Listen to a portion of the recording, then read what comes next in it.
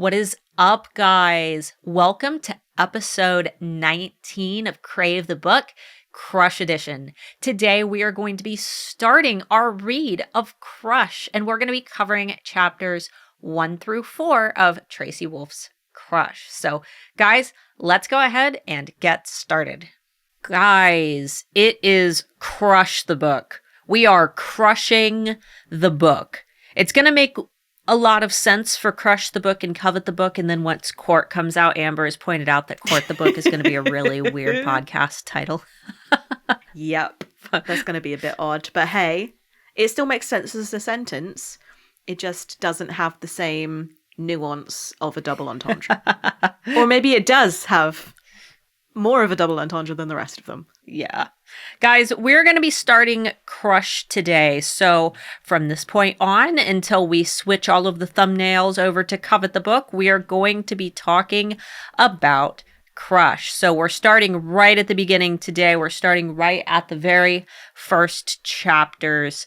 And you guys, if you're watching on YouTube, you'll notice that I've changed the thumbnails. However, the episode titles, it's still going to be episode 19. Amber had asked if we wanted to make this episode 1 of Crush the Book, but the way that the podcast apps are set up, it will be episode 19. So they'll still be in order if you need to go through and find certain episodes. The only difference is that if you subscribe on YouTube, the thumbnails will be different, and these will all be listed in their own individual playlists. So if you want to listen to Crave episodes, find the Crave playlist. If you want to listen to the Crush episodes, I will be starting a Crush playlist for all of these as well. And then I did a separate one for the ASMR series and one for the Guide to Katmere Academy. But guys, we're starting with chapters 1 through 4. We stopped at 5.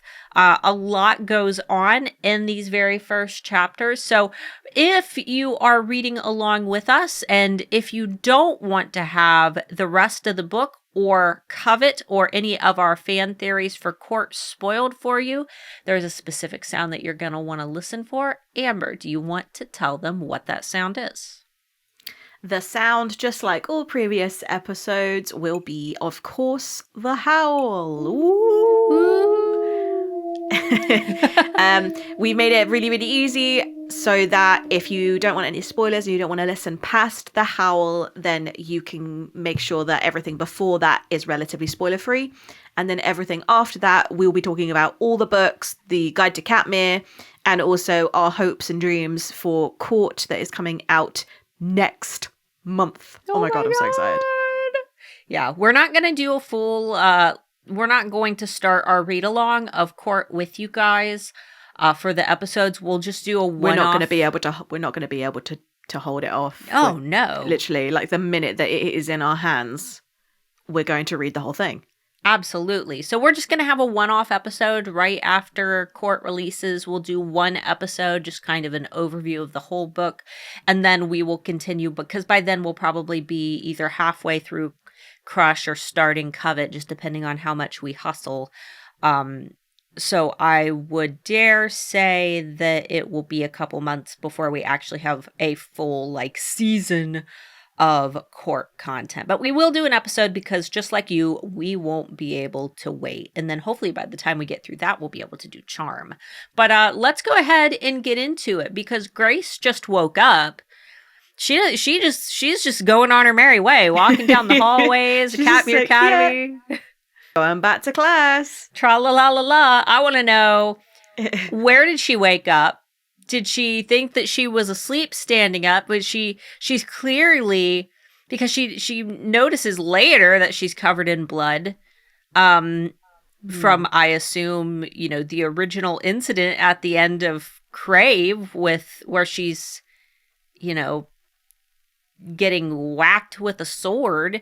She doesn't remember any of that, though. She's just tra-la-la-la-la-la, go to class. I also think that, she's walking around. I think that she might have just... It wasn't a moment of clarity. It was just a gradual awakening. Rather than she was asleep and now she's awake. Or she was a gargoyle and now she's awake and a human. She's genuinely...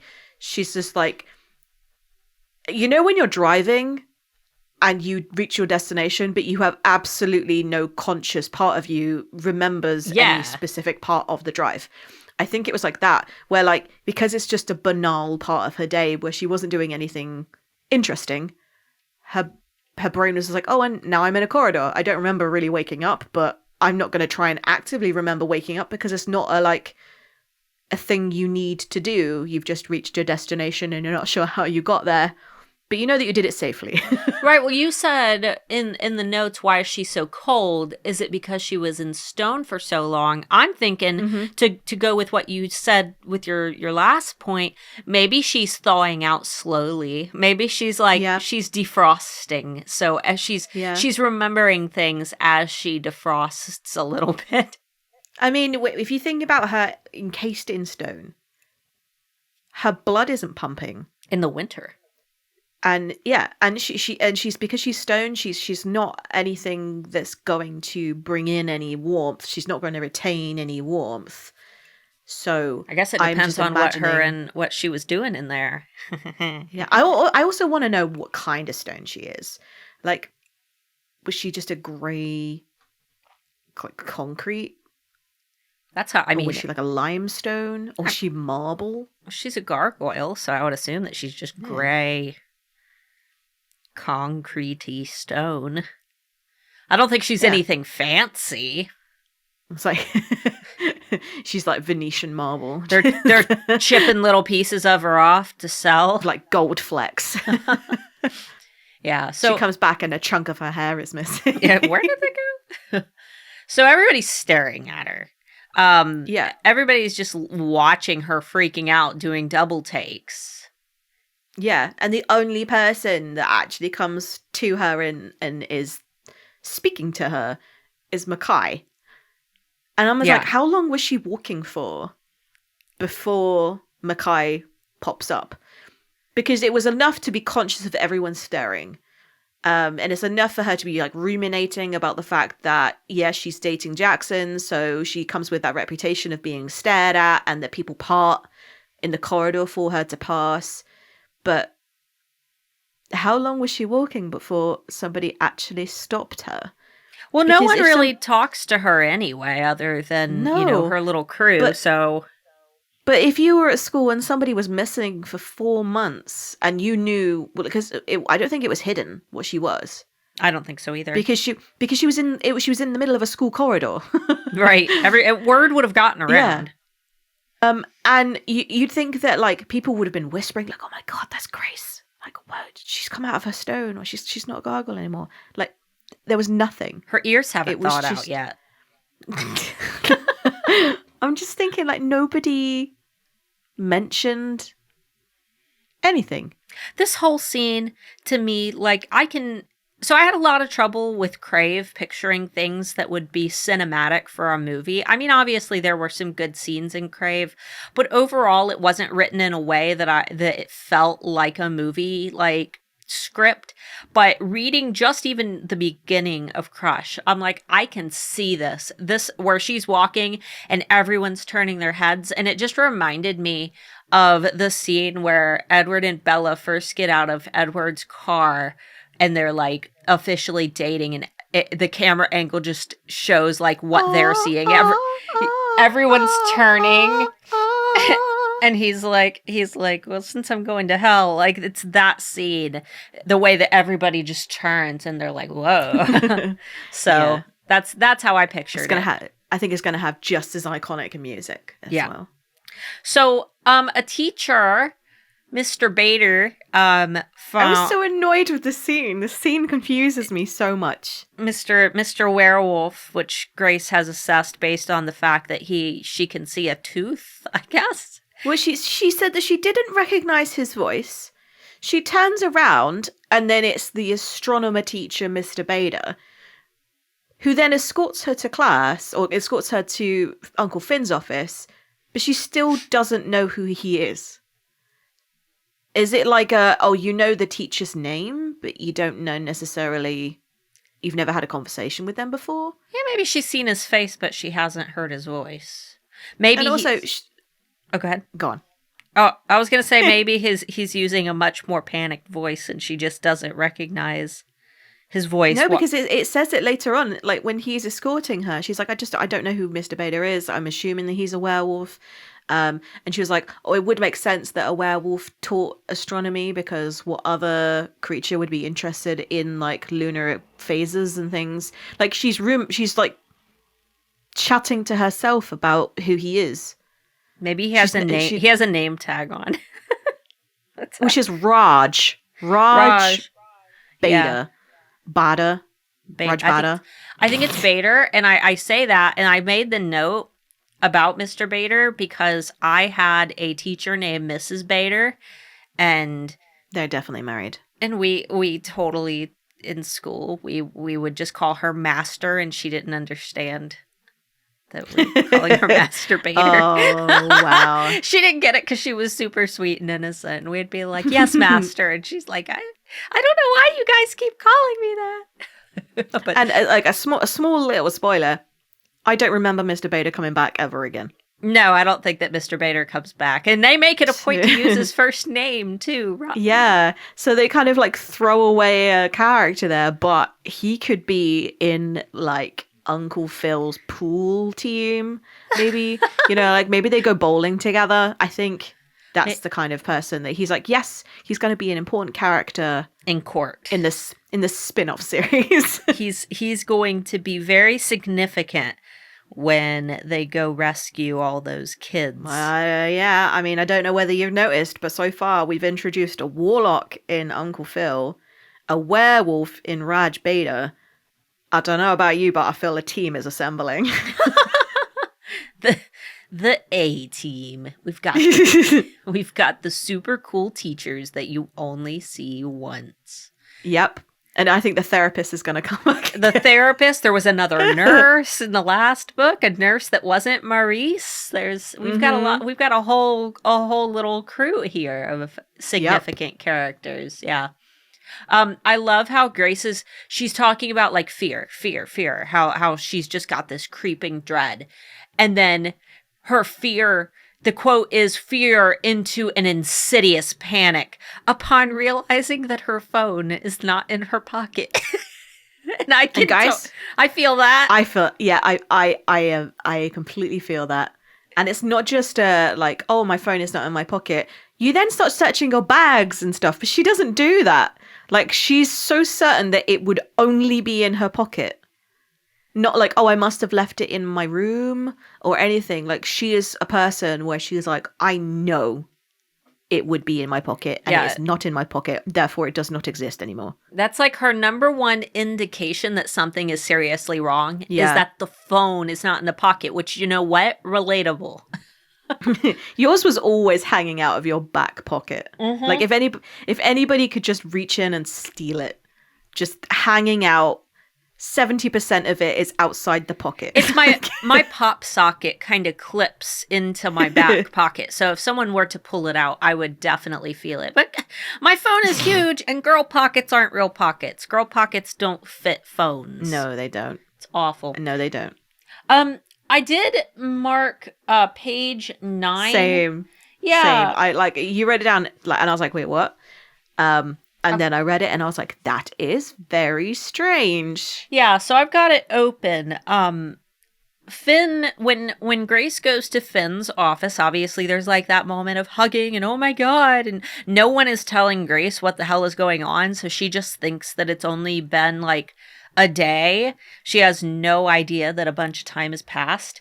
But Finn says, can you message Jackson Vega and ask him to meet me in here as soon as possible? And look up what time my daughter's, he glances at me, then back at his assistant, tests are over as well, please. And tests is italicized. So he looks over at the assistant. The secretary. Yeah, and says, and like air quotes, can you see what time my daughter's tests are over? What type of tests was she? I mean, maybe we find that out and I just forgot from the first read through. Yeah, I mean, I can't remember what it could be, but it was odd to read. And you'd think that Grace would at least be a bit more observant and notice that he said that and like kind of pocket away that information for later to go, okay, I'm going to ask her about this when we're reunited. Well, in Grace's defense, she's got a lot of other shit going on in her head right now. Yeah. I also feel kind of upset that Macy wasn't involved in like the trio of just like get in touch with her, like call Jackson and get him out and Macy. But he then also kind of said like, oh, but Macy's got more important things to do. Yeah. Then notice that her best friend and cousin has come back from this stone-induced coma from 4 months ago. Yeah, except... she's got some tests. And Jackson, he doesn't even wait for the call. He just busts in the room out of nowhere. Well, Mackay must have texted him. Yeah, because he said he like texted. that was the first. Yeah, like and I love the fact that nobody had assumed that anybody would have texted Jackson anyway.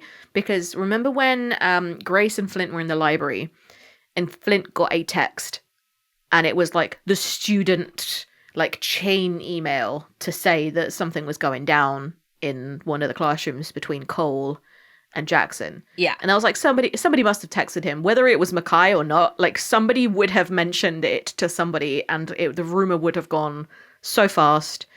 They probably would have jumped to conclusions. It wasn't just like Grace has come back, but like Grace has come back and she's like 5 months pregnant or something. Like they would have really like Chinese whispered it out of control. But yeah, he would have known before Flint even knew. Yeah, absolutely. Guaranteed. Well, and I'm assuming that, I mean, where was Grace's statue located? Did they put it back in? I thought that it stayed in Finn's office, because in Guide to Katmere, I swear I remember a conversation between the vampires where they're like, oh, Jackson had wanted to keep Grace in his room, and they had to tell him that was crazy. And maybe it's a fever dream, but I'm pretty sure that was a part of it. And I thought they kept her in the like medical wing or whatever it was called. Just had her propped up in the corner. I just think, right, if I was gargoylized, whatever the verb is, and somebody made the decision for me as to where I would rest, I would want to be somewhere I wasn't on view, because they don't know whether I'm conscious. And just sat there watching the world going, oh crap, everybody is staring at me. And like, if she did go to Jackson's room, if he had one, like imagine if the roles were reversed and it was like somebody else who had like the power of influence, for example, and managed to influence people to let him have her in his room and was doing strange things in the room. And you had to just sit there and watch. I think it would be a bit weird. So I hope that they gave her a bit of privacy, you know. I'm just imagining like the little girl from Finding Nemo tapping on the glass, except they're tapping on like Grace's head. Like, are you in there? They start doing that like rub for luck thing. She ends up having like erosion on her shoulder. Yeah, have you ever many people? Have you ever seen the statues of dogs, and you can see like where everybody pets the dog? Yeah, the shiny spot. Yeah, the shiny spot on the statue. Yeah, but that's bad, because anytime it's a statue of a woman, it's always the boobs that are shiny, because everybody walks by and touches the boobs. So Grace needs her own room as a gargoyle. She needs a special place. I think that would be the first thing you do as Uncle Finn, as principal of the school. You would build the gargoyle room, and that would be where she can go if she's gargoylized. She goes in a cupboard. Toss a blanket over her. Yep. Yeah.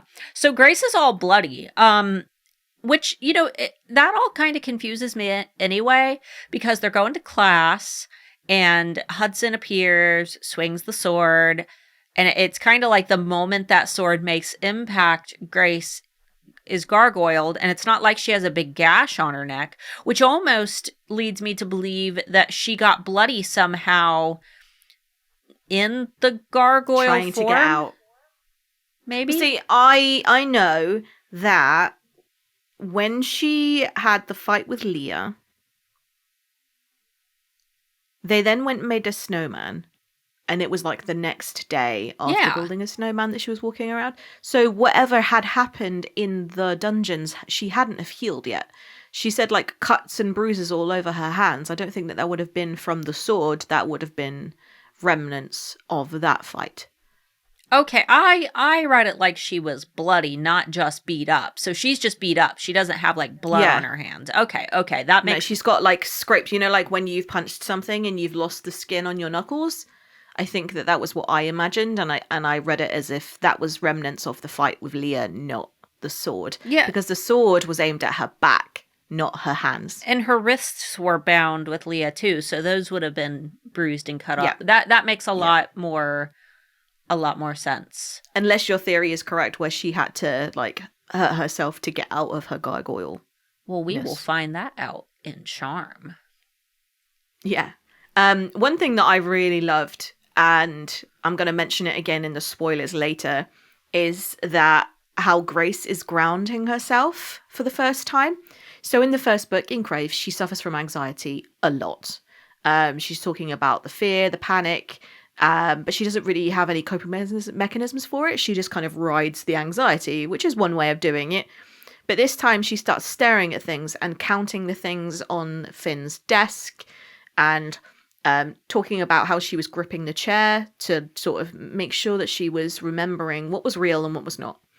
And that was really nice. That she seemed to have developed as a character in the 4 months without Jackson. I think I know what your spoiler is going to be. Yeah. This was the first time that we saw it. And I don't think on my first read through, I connected those dots. Yeah, so she's mysteriously come up with some coping mechanisms out of nowhere. Yeah. And it's not something that Jackson or Uncle Finn are easy to help her with either, I noticed. So when she's proper panicking and doesn't go to the grounding because she's gone too far, she's not conscious of her own panic, they're just like, just breathe. Jackson's panicking himself because he doesn't know what to do. And then Uncle Finn is apparently trying to do some calming spell, she thinks. And she's saying that that's not working. And that is the first sign that magic does not work on her. Yeah. Uncle Finn wasn't aware of that. He doesn't know that that works. So grounding and actual physical therapies for like making sure that you are safe and that you are secure and that nothing's going to hurt you and you're not in danger anymore. Those might be the only ways of her getting out of her anxiety. And it was interesting to read that on the second read through, that like the bits that you pick up on when you didn't read it the first time. Yeah, absolutely. I'm picking up tons of stuff, even things that I wasn't like noting, just little things that weren't significant enough to, dedicate 10 minutes of the podcast to, but there's a lot of little things sprinkled in that you wouldn't realize. One thing do you use that as a technique, grounding? Not the way that she does. I usually, when I'm having a really bad anxiety attack, normally I just go to sleep. If I know that there's no snapping out of it, I will just go lay down until it goes away.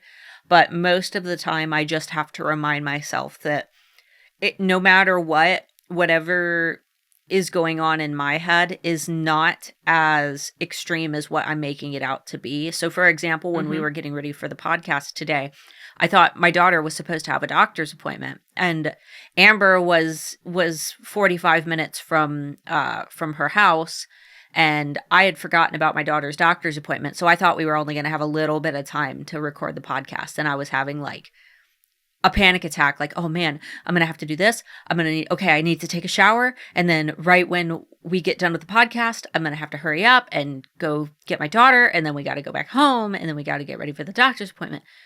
And I just like reminded myself, I'm like, it's not that big a deal. Like, it's not the end of the world. We can do the podcast quickly. And then her doctor's appointment ended up getting rescheduled. So it was like a week. At the same time as me being stuck in traffic. Yeah. So, yeah, I remind myself that nothing is the end of the world.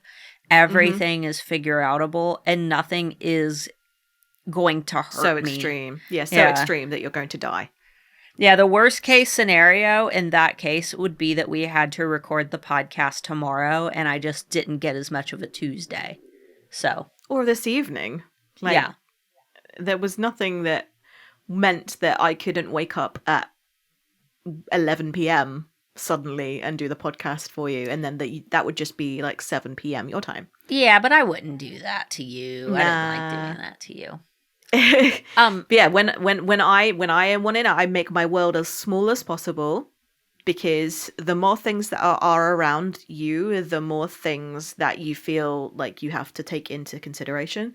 So what I do is I tend to go either into the smallest room or into the bath, or I have from a few times I have Marco Polo'd you or messaged you from underneath my desk. I make my world as small as possible so there's less for my brain to take in. Obviously this doesn't work if you are claustrophobic. But yeah, I make my world as small as possible, and I sit there and I count the things that I can see, or I pick something up, usually something like squishy or textured, and I talk about, and I absolutely sound like a raving lunatic, but I talk about how heavy it is in my hands, what it feels like in my hands, what I could do with it. Like, it's making things as tactile and as, what's the word? Tangible as I can, to remind myself what is reality and what is in my head. Because a lot of the times your anxiety is coming from fears and anxieties that are not reality. And that probably won't come to pass, but your brain is trying to do the what if scenarios so that you are prepared for if they do happen. Our issues are, because of child trauma and past experiences, is that sometimes those what if scenarios did happen and we are protecting ourselves against it. So I have to kind of remind myself that anxiety is here so that I am safe, but I do not need it anymore because I am still safe. I'm still safe. Nothing's going to hurt me. No one is coming to get me. And if I need to talk with someone, I have a myriad of people that understand where I'm coming from. Because speaking to somebody who has never suffered from anxiety is the most frustrating conversation you can ever have. Just calm down. When you're trying. Yeah. And it's like, well, that's not going to work right now because I cannot physically stop my heart from beating and I cannot physically stop myself from shaking. But what you could do is you could completely distract me from what I'm feeling. Or you can ask me, okay, what do you need? And usually when somebody has had a couple of episodes of anxiety, they do have certain things that make them feel slightly safer.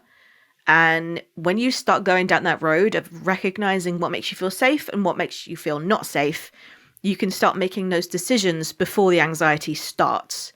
And that's what I've been trying to do over the past couple of years, is kind of acknowledge. And you know what a Nesta does when she's like training to be a Valkyrie? Yeah. It's like, okay, I see this thought. I know that it's anxiety. I recognize it. I acknowledge it. And then I put it away in the bin. Yeah, I dismiss this. Yeah. And that is really, honestly, the true way to just kind of know what's real and what's not. And a lot of it is not real. Yeah. But it doesn't mean that it's any less valid. Yeah. And that's one of the things that I don't like about Jackson is that he means well. I mean, you can tell that he tries, but it definitely reminds me of those relationships where the person just doesn't understand what the other person needs. And normally I would say that as someone with anxiety, it's also your responsibility to kind of voice your needs and make it known, but at the same time, Grace is very young, which means she hasn't had the life experience in order to know exactly what she needs anyway. So she also doesn't remember it. Exactly. So she hasn't really learned. I mean, I would say 25 or 26 before I began learning how to really voice my needs and not feel like, oh, it's nothing, I'm overreacting. No, my brain is overreacting. I am reacting completely normal. I am reacting to my brain overreacting, but I myself am not overreacting. So just being old enough and mature enough to be able to recognize when those things are coming on is something that happens with time and practice, and acknowledging anxiety. But Grace, she's younger and she hasn't gotten to that point yet. However, Jackson is not young. He is in a young body, but mentally he is not young. Therefore, he should be able to recognize these things. So so should Finn, and I think Finn does. But at the same time, he doesn't do the spell and goes, okay, this is not working. She's not calming down. What do I do next? What can I do to help this situation? Instead, he's trying to talk through it. He's like bombarding her with almost more things for her to have to unpack, instead of going, okay, she reacted badly to that news that I just gave her. Why don't we sit down and actually get her to work through this, rather than just kind of continuing the conversation, because they think, oh, well, the more she knows, the more information she has, the calmer she'll be. And it's like, no, you're actually kind of overwhelming her at this point. Just sit down with her and say, it's okay that you don't remember, because you're still safe. You're safe now. You are in my room right now talking to me. That means that you are safe, and it's okay that you do not remember. But instead, they're kind of pressuring her into remembering anything that she possibly can. She's already said exactly what she remembers. Yeah. They shouldn't be asking questions right now. They should be explaining, asking a bunch of questions to try to pry to see what she knows. Yeah. That's not a good way to. I mean, they'll find those things out after they explain, but the explanation, exactly, just saying, this is what happened. Now, what do you know? Yeah. Do you know anything else that could help us? Yeah. Yeah. Like this was our experience over the past 4 months. I understand that it was not 4 months for you, but whatever you can remember might help us put pieces of the puzzle together, and let's work together to kind of create a reality for both of us. But instead, they're essentially saying, no, it's been 4 months. You've clearly been conscious for 4 months. You just don't remember it. So somebody's done something nefarious with your memory, and you could be an agent of evil right now because you don't remember anything. And like, that's how anxiety works. Is your brain starts to move twice as fast as everybody else in the room, because you're coming up with all the what ifs. And it's like, well, what if I never get my memory back? What if things happened during my memory that I've switched off my memory so that I never have to remember them again because they were that bad? It's like, no, it's okay that you don't remember. We'll work this out together. Yeah. And but they don't. They just panic her. Yeah, they panic. She panics. They panic under the veil of seeming calm, but nobody's really calm. No, and nobody is. I know this sounds horrible, because I think that the way that it was written, it could have been. It just didn't come across as that. But nobody was genuinely happy to see her. They were all just like, "Oh my God, it's been so long. Why are you suddenly here?" Like, it's all relief, rather than like, oh, thank God for you, like, you're joining us, like that. This is nice for you to come out of the gargoyle. This is really nice. It's actually like a relief that she's alive. But it's quite clear that she's not aware of it. Otherwise, the first place she would have gone would have been Uncle Finn or Jackson or Macy. But she didn't. She was going to class, and the teacher should have kind of at least keyed into the fact that she wasn't aware of what had happened. Yeah. They all didn't kind of communicate with each other. Like, if the teacher was saying, "Oh, I found her on the way to class," Uncle Finn probably would have gone, "Hang on a minute, she's not aware," or at least her brain is a little bit confused as to what time of day it is and stuff. Yeah, it's just like everybody kind of reacted from their own point of view, instead of looking at Grace and imagining what it might have been for her to see people react like that to see her. Yeah. I don't know whether I'm even making any sense. No, you are, and she's lost 4 months of her life, not just her life, which is but terrifying. her senior year, which means I noted that she missed like Christmas and and Valentine's Day. She missed all of that. And then I was sitting there thinking, and I'm like, do you suppose that they decorated her for Christmas? I hope so. Strung some lights on her, put some gifts underneath her. I just think that the whole situation was not handled very well at all. And I know that hindsight is 2020, and they were probably like after that conversation, they probably are looking back going, I wish I had reacted like this, or I wish that I could have helped Grace through this. But in reality, I think everybody is very selfish in the way that they react to things, because that's what a reaction is. It's a reaction to your own thoughts and to your own like feelings. You know, it's a knee-jerk reaction, whereas they should have like nobody spoke about it. It's like, oh, Finn, can you come out of your office, please? Grace is back. And then Finn could have composed himself through the door before he opened the door for Grace to be there. But he didn't. He just ran out, and everything was really like sudden, spur of the moment reactions. And it meant that nobody had any time to actually decompress and acknowledge the feelings and thoughts that were going through their minds. It was all just a complete relief that she was back. But she was like, I haven't been gone. So why is everybody reacting like this? Yeah.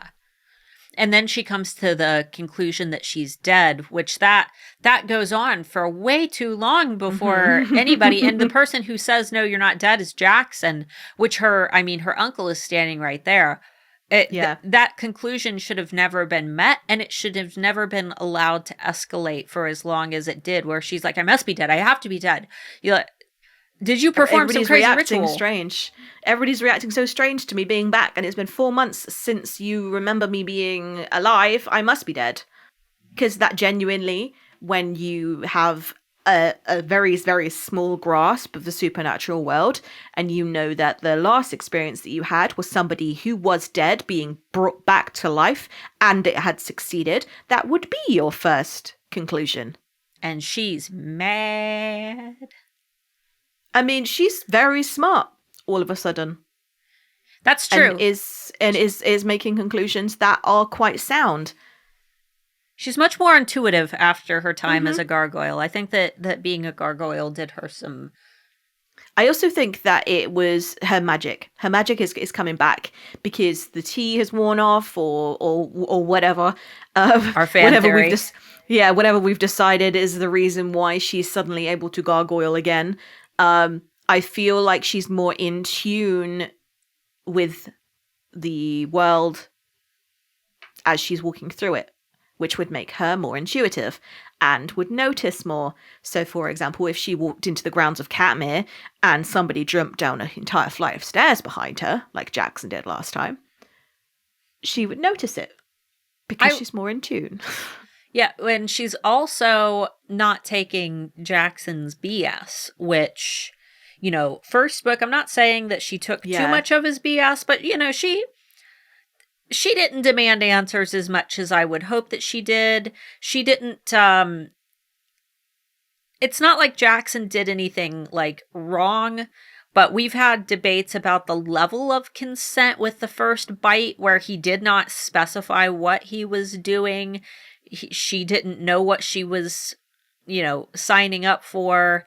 And then he just flips her around and bites her. And though she enjoyed it, it was still kind of one of those things where, he's still kind of asserting his dominance a little bit. And he does it again in this scene where she's like, you would have done the same for me. Like, you would have sacrificed yourself for me. And he would have jumped in front of the sword for me. Yeah. And he's like, yeah, but it's okay. It's okay if I did it because I'm and then she finishes the sentence for him. Oh, the guy? It's okay because you're the guy? And he's like, no, vampire. And she's like, but I'm pretty sure that Hudson would have reached the same conclusion that if I use this sword, I'll kill you. Because why would he try and swing it at all if it was going to be a useless weapon? Right, because he's a vampire himself. Yeah, Jackson is mad that Grace did it, but if Hudson would have swung that sword and it would have been Jackson, Jackson would have died. Jackson does not have magical fight against sword powers. It does make me feel very much like vampires are a lot more vulnerable than I thought that they were? Like, is there something special about the sword? Is it a magical sword, or is it just, oh no, we're okay with swords, but he's okay with being shot in the heart and whatever else Leah did to him? Like, he has really, really good curing, like, healing properties, but he couldn't defend himself against a sword? He got shot with a tranq gun. He got stabbed. Did he get stabbed in the chest? Yes, but you don't tranquilize someone in the heart. No, maybe his heart's That's so over the top. Yeah. Like, it doesn't matter if you've got a hole or you've been, like, impaled in your heart. That's not good. Well, when I'm imagining this sword, like, coming down, assuming that, Hudson to behead him. I'm not imagining it being swung across. I'm imagining a straight strike down at kind of like an angle where it would be like right at like neck tendon, cut through across to like under armpit of the opposite side. You know what I mean? Like a slash where you see it in the movies and then the half of the person just kind of dramatically slides down and hits the ground. Can we go into spoilers? Because I want to discuss Yeah, let's... Okay. So, if Hudson had swung his sword and Grace didn't have gargoyle powers, swing that sword. How much of an all-out war would that bring upon, like, the world? Oh, yeah. Hudson, I don't think he would have lived very long. I'm assuming someone would have jumped in and tried to kill him. Then again, he is significantly, we know that he could way more powerful. He could bring the whole school down if he had wanted to. I think that in Charm, we're going to get that moment of impact. And I think that they're just going to, I think that the sword is going to be there. I think that they're going to like just poof. It's almost like, I don't know. I think that they're both going to like fall and land on the ground and look around and not know where they are. And it's going to be Hudson and Grace and the sword. And we're going to get an explanation for that. And they leave the sword behind as well. Like, that sword doesn't come back. So does Grace just have a sword in her gargoyle that she could bring back at any summon point? Summon the sword. The sword of gargoyle door. The exact same thing. Because I'm thinking like Hudson hasn't bonded with her yet. Like he hasn't grown to love her yet, even in the sense of like soul bonds or whatever had actually formed. Because even when Grace comes back and has supposedly fallen in love with Hudson, they still don't have a bond. No, because the first thing that she says about Jackson is mine, which was very odd to hear from a female character. I've got to admit. That's good. I like that. Yeah.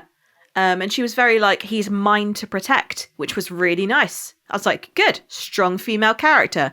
Not going to be the damsel in distress. But yeah, like Hudson wouldn't have any qualms about killing them, but I think he would. If he had swung that sword, the Hudson that we know and love at the end of Covet would have been destroyed. He would have been distraught at the fact that he had killed someone that wasn't in his line of sight. But also, I don't know why he was aiming at Jackson. That's true. I mean, he knew that Jackson had to kill him. Like in Covet, it was almost like a self-sacrifice where Jackson could not have killed Hudson if Hudson was not to allow it so, because Hudson was powerful enough that he could have stopped Jackson, but he kind of knew that he had to die to end things anyway. So I don't know. He has no reason to kill Jackson, and everything throughout. I mean, not throughout Crush, because it is pretty much like sibling rivalry.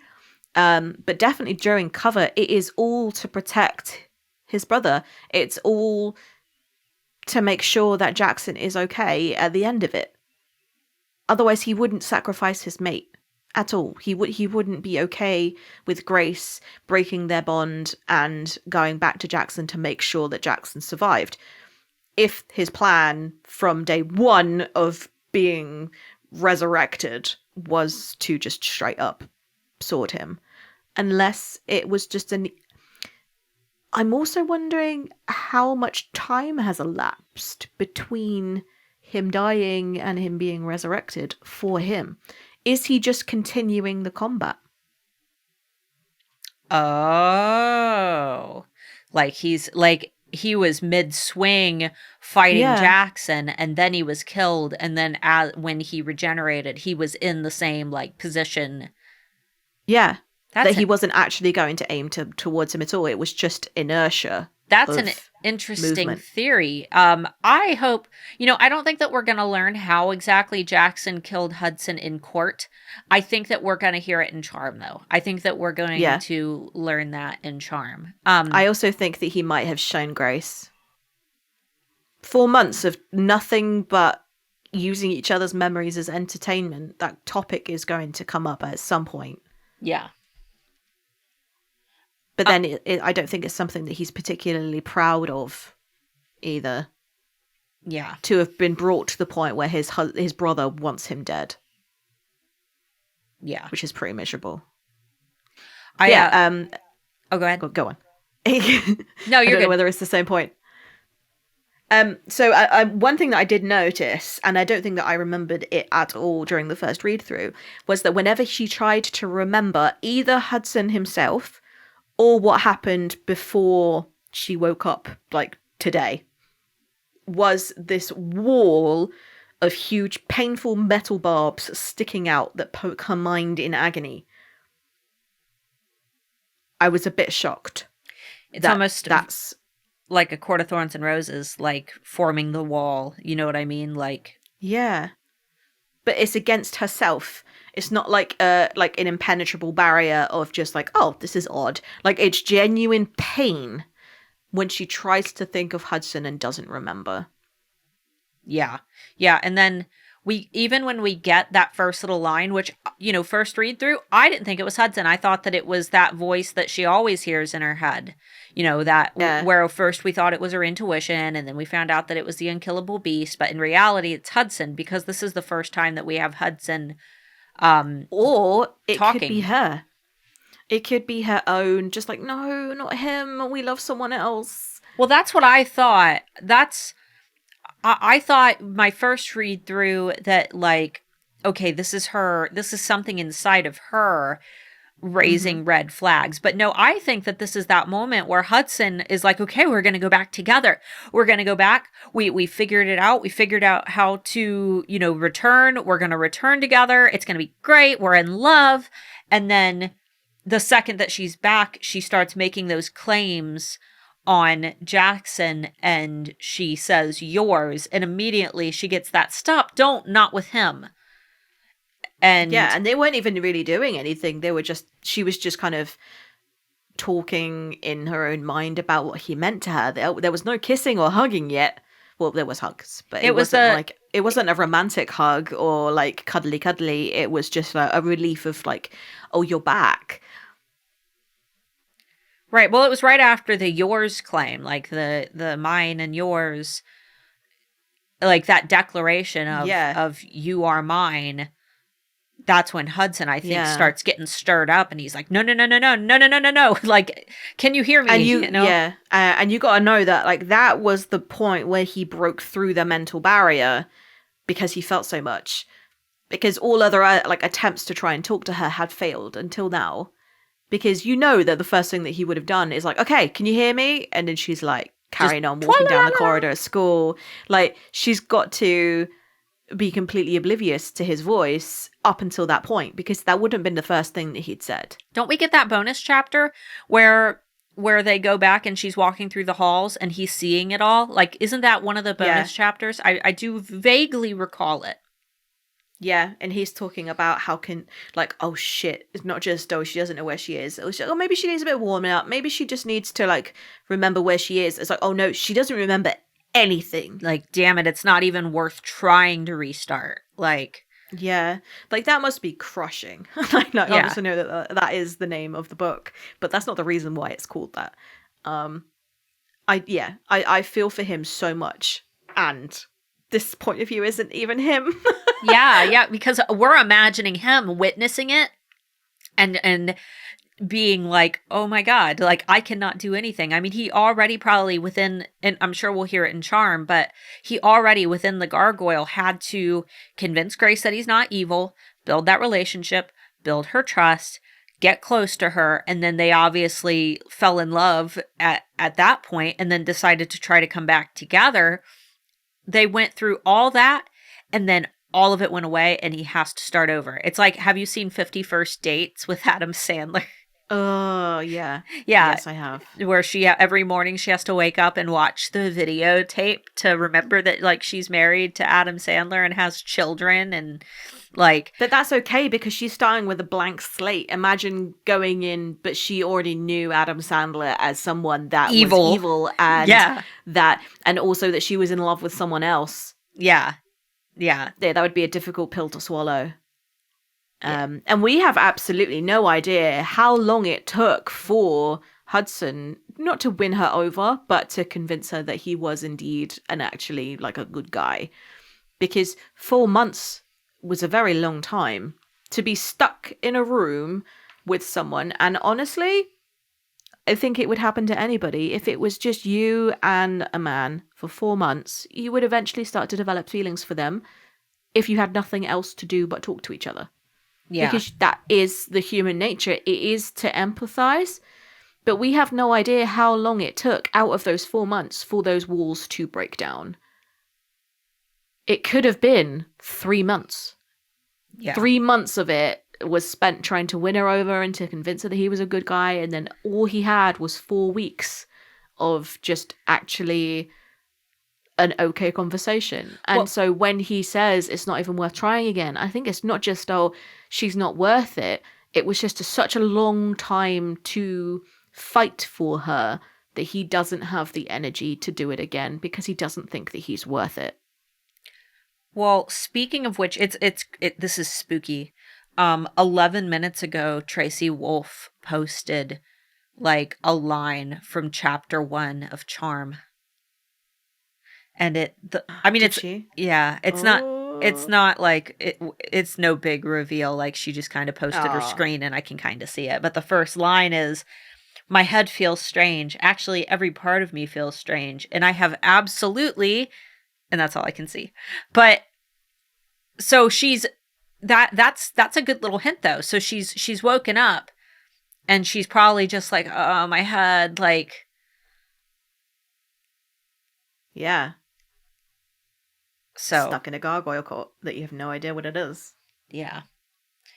Well, and because we're in the spoiler section, we can definitely kind of talk about this, is that she does have memories of where she went and what she spoke about and the memories, because she paints Hudson's lair, but she has no conscious memory of it. So it is there somewhere, but she just doesn't know how to access it. Yeah, she doesn't know what she's painted. She has no idea. No. It's just something that she's like, oh, this I've had this in my head. I have like almost a feeling like it's trying to dredge up a memory from your childhood, where it's not that it didn't happen, but it's you had the perception of a child when you witnessed it. So it might be not just did it happen, but also did it happen the way that I thought that it did? Is this just a random thought that come to my head, or is it an actual memory? Like, she doesn't have any of that. Like, there was a point where I asked my husband the other day, because there was a song that I just heard my parents sing over and over and over again. It was always on the radio, and I was like, I swear it was about a pair of dice. And I was like, I was like, why is there a song about a pair of dice? And I was like, oh, there's a song. There is a song about a pair of dice. And 7 years ago, Gangsta's Paradise played on the radio. And I was like, this is the song. A pair of dice. Exactly. It's like, as a kid, you have a memory, and it's not a false memory, but you've perceived it differently because as a kid, I didn't know what a pair of dice, I didn't know what a paradise was. So my brain went, well, he's clearly singing about a pair of dice. And that's how I'm imagining her trying to sort through those memories. Is like, was this a dream? Did this happen? Like you and me, we have those conversations where we're like, did this happen, or was this a fever dream? Right. Like, was this a different book? Like, did this actually happen in this book, or was it a different character? I am imagining that that's what Charm is going to have. It's going to have things that were very apparent throughout Crush and Covet. We just didn't know that they were a memory. Yeah. Like there's certain, like maybe there's a song like Shut Up and Dance. Will that be in Charm as the song that they play over and over and over again? She just doesn't know why it makes her so happy. And why she's suddenly willing to put aside like her animosity and have that moment of fun. Mm-hmm. Yeah. So I asked a couple questions. Did you see the fan polls? Yes, because I panicked that we hadn't set any polls at the beginning of the podcast. So I was like, oh, has she put any questions? Oh, yeah, she's put questions up. That's fine. And then I put my phone down. I didn't actually read them. Okay. So the first one that I asked was, were you surprised when you found out that Grace is a gargoyle? Which technically where we've read so far, that wasn't revealed in this chapter. It'll be in the next one. But no, but we knew that she was at the end of Crave. Grace just doesn't know herself, which I think is wrong. I think right. They should have led with that. Like, by the way, you're a gargoyle, and it's been 4 months. Cool. Yeah. So I was very much shocked. I'm like, of all the things, because my idea of a gargoyle was that little statue that sits, you know, on the roof and pukes water out when it rains, and I'm like, that's not a cool. But it ended up being cool. Was it weird for you too? Were you like, oh, yeah? I was kind of like, what is she gonna do? Like, be a stone? Yeah, like hold really still. Like I think that like with werewolves, you can kind of imagine what their powers are. It's like, you know what a wolf is, so you know what kind of attributes a werewolf could have. With a vampire, you know the lore. You know that they can bite people, and they usually have like powers of persuasion, and they can convince you like to be lustful against for them and things like that. Some of them can transform into bats, kind of thing. Gargoyles, I have absolutely no lore that I can draw upon from previous experience that makes her badass. And I was really just like, oh, I really hope it's not going to be like a lukewarm, lackluster, supernatural creature that I was like, oh, she's still going to need just as much help? Or is she just like is she invulnerable to attack, essentially? Is that it? Yeah, I know that's, yeah. I also wouldn't have wanted her to be like, oh, she's the most amazing creature ever, the best creature that there is. Nothing compares to this almighty thing. Because if she was like completely invincible, then that would take away from the, like, oh, of course she transforms into the craziest thing that there is. Like she's pretty equal. I mean, she brings something unique to the table, but it's nothing that's so astounding that she's like better than any of the other paranormals. She's no, I equal. mean, I was already quite intrigued by what she was able to do. So she was able to absorb a blow from a sword and be kind of unscathed by it, and also pass 4 months of time and no one aware. Because if you hadn't read the bonus chapters, if you had gone, okay, the chapters after are spoilers for the next book, I don't want to read them, thinking that like you were going to ruin it for yourself and you wanted to wait, kind of thing, you didn't read them, she could have just gone, okay, and now I'm awake again. You're like, what happened? Oh, it's been 4 months. Oh my God. Like, she's not only done this thing with a sword, but she's also kind of slept for 4 months and nobody knew where she was, kind of thing. I can't think of any supernatural creatures that would have been. So it was still going to be a surprise no matter what it was. If they'd said vampire, I would have been like, wait, what? She's a Medusa. That's a strange. Like, she could have been anything. Yeah, like it could have been anything. Because already those superpowers aren't like, oh, she's howling. Oh, it's a full moon. Like, it was going to be a fun surprise regardless of what she was, because it wasn't a cliche. Right. It wasn't something that every other series has already covered. It's something completely different, which is cool because now there's something unique. Gargoyles are cool. Right. We're bringing something like, when's the last time that you heard about gargoyles in fantasy? You know, it's something Never. that's, yeah. It's Never, something, but apparently there is a lot of fiction about them, apparently, that we've just skipped by. So I think that I might add them to my reading list.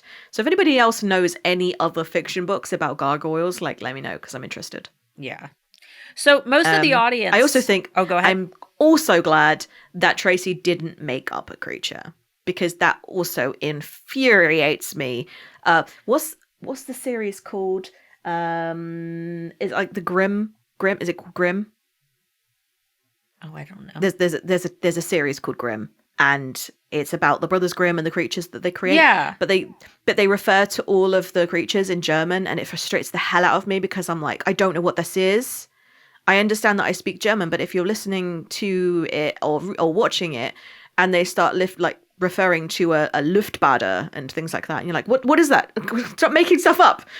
And they do it throughout as well, and you almost have to kind of have a dictionary in front of you to remember which creature was what. That frustrates me. So I'm glad that she went with something that I'm like, hey, at least I know how to say gargoyle. I know what a gargoyle looks like, and I can kind of have some tangible memory of what she's expecting us to imagine. Whereas if she'd made something up, I think that would have been too much, and I would have probably been a bit more apprehensive about reading. Yeah, I always get that way when something is proposed that is hard for me to visualize, which is why I kind of struggled reading the second Daughter of Smoke and Bones book. Maybe I think it's just because I wasn't in the mental state to be able to build new environments and new, like, Daughter of Smoke and Bone is very much like different pieces of animals combined, where you have to be able to visualize like this animal's head, this animal's body, this animal's legs, because they're all pieced together. And I had a lot of trouble with some of the creatures, but I think that I'll be better at it. And I was able to look up fan art. But yeah, most of the audience said exactly the same. 83% said that they were surprised. 17% said that they weren't, because it is such an obscure thing. And then my other question was, if you had to be locked in stone for 4 months, like you almost get to just skip 4 months of your life, which 4 months out of the year would you choose? Interesting. Yeah. So do you have 4 that you just know that you would skip? If it was based on seasons alone, I would skip the summer, because I absolutely hate warmth. But then if I did that, I'd miss my birthday. So I think I'd have to pick the spring months, like March to May or June. I think March those to May. Sort of months. Nothing really happens. Easter is a bit crap. No, it's not. It's not a season I'd be sad to miss, whereas Halloween and Christmas is fun. Easter is meh. I'm okay missing it. Mother's Day, again, I'm okay missing it.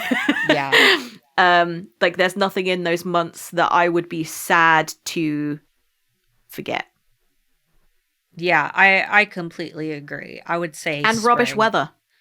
Oh yeah, in Ohio, spring, the spring months are not spring here. There's snow on the ground in March and sometimes April. So I wouldn't mind skipping those. Let's see. Let me pull up. Show me the responses Instagram. I googled some of the Grimm monsters. Made me giggle even more now. Just Furchtbau and Hexenbiest and Zauberbiest and Zerstor and Blutbad and Hundjäger and Alpa. I wouldn't know what any of those were. Those are, so when I come across a word or a name or something that my brain doesn't want to pronounce, I give it a stupid name that kind of sounds similar to what I've read, but most of the time it's nowhere even close to what it actually is.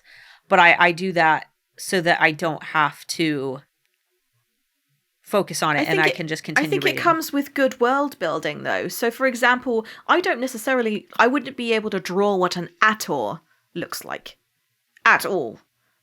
But it wasn't something that I forgot immediately what it was. If it was mentioned, I know, my memory could bring back all of the occasions where the Ator was brought back. Same with Harry Potter. Every time there was a creature they mentioned, I knew what a Grindylow was. I knew what a pixie was. I knew what all of the creatures were inside of it, because they had been built into the world so seamlessly. But some worlds are really difficult to get into, and Grimm was just one. It was just the unrealistic expectations for me to keep up with what the monsters were called. Yeah. Let's see. So it looks like most people, it's an even mix for the months. Mm-hmm. It's either they skipped all of the winter months, November, December, January, February, January through April, January, February, March, April. But then there's a lot of people who are like June through September, summer months. So it's like an even mix between people who said no summer, the entire season of summer. I live in Texas. Yeah, I lived in Texas for a while. It was awful. November, December, January, February. Yeah, it's like split right down the middle between people who would sacrifice all of summer or sacrifice all of winter. And it appears that most people start with January. January to March seems to be the most common. Yeah, nothing really happens. I like Valentine's Day isn't that much of a big deal for me and my husband. Like, we'd be okay to skip it. In fact, we only really celebrate it because people go, "Oh, so what did you get for Valentine's Day?" And if I say nothing, they look as if like we don't love each other. I love February. It's your birthday. It's like, Taylor's birthday too, which is significantly more fun to prep for your kid's birthday than it is for your own. But and then mine and Mark's we got together anniversary is in February. There's Valentine's Day, and we celebrate all that. So we've got 4. Well, I noticed you've already put your decorations up for Valentine's Day. I have. Yeah, but here's the thing. Seasonal depression can't catch you if you put up decorations right after you take Christmas down. So Christmas goes down, February goes up, and then St. Patrick's Day goes up right after that, and then Easter goes up after that, and then voila, it's warm outside again. And happy 4th of July, everyone. Like you can outrun seasonal depression if you go fast enough. So there was something that you wanted me to read out. I did. This is a good way to end the episode too. Let's end it on a comical note, since Scott did his lovely Hudson impression. I can't remember what episode it was, but while you were here, it was the Katmere Guide. Yeah, the Katmere Guide episode, and now we have some. Oh, what was it?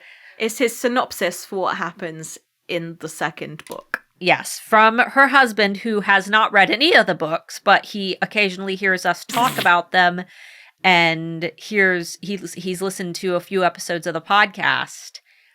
Yeah, but he's listened to all of them. Oh, but that we're very much background noise. So he says, I enjoy listening to your voices. I don't think that he's taking in any content. Obviously not, because the synopsis is awful. All right. So I think it's amazing. Tell us what Crush is about from Scott's perspective. Not called Crush, it's Curve. Curve, okay. Curve is about Grace, the newly discovered gargoyle, who is being peer pressured by Jackson, the dragon. No, vampire. To disband the Gargoyle Club and join the Vamp Clamp. Clamp, Vamp, Camp. Hudson, the river, or water elemental, is sad because he doesn't think gargoyles float. And there is Lottie, the werewolf, so called because she likes a lot of moon, who wants Grace's babies. And this book is set over 1 year, unlike the last book, which was set over a week. And this includes a summer vacation to Yugoslavia. It's a myth country. People don't believe it exists anymore, but it's under a veil of stardust and magic to remain invisible. And he also said lots of characters, because he was kind of giving renditions of what they would say as well. And he was like, yeah, so Jackson is like, "Grr, Grace, why don't you join the vamp camp?" And Hudson's like, "Grr, Grace, why don't you float?" And Lottie's like, "Grr, Grace, why won't you have my babies?" So apparently they all start their sentences with Go, Grace. Where did Lottie come from? I have no idea. I think he was trying to remember Macy. Yeah, I think he was trying to remember Macy, and then not just the fact that like she's a witch and called Macy. He went Lottie, and she's a werewolf because she doesn't get a lot of sunshine. And I was like, wait, that's a vampire. And he's like, no, she likes a lot of moon. I wish I was recording it because I would have given it to you as a story, guys, on Instagram, but he just kept talking and there was no point where I could get out my phone and start recording and it makes sense. But yeah, he kept talking for about 20 minutes about what his exceptions were for what he thought the book was going to be about. He was like, yeah, it's called curves because she's constantly trying to curve around Jackson and Hudson because she wants them in the friend zone. Because she wants to be with Lottie. Yeah, and he started a lot of sexual innuendos about water, and how Hudson wants to like finish in her mouth and things like that. He's like, wait, I just made a geology. And he was like, yeah, so that's why she's curving, is that she's just bending around it. He's like, it's the new friend zone curving. Oh my God, that's beautiful. He wouldn't shut up.